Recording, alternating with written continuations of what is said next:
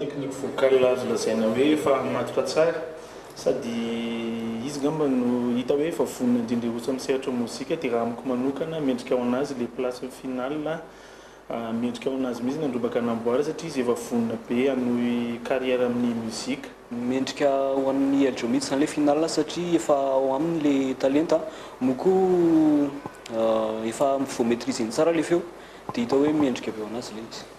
Dia manentana antsika rehetrarehetra zany hifidy any Eljo PZP espace B raha tianao andresy izy.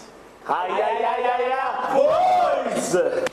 Araka ny fahitavako izy zegny mendrika any Paty zegny andre satria izy manana feo tsara avô tegna manana puissance vocale be ary tsara vika sady tsara tare tegna fa mendrika izy zegny artiste sady amin'ny amareagny koa izy tegna vogno nagnano artiste.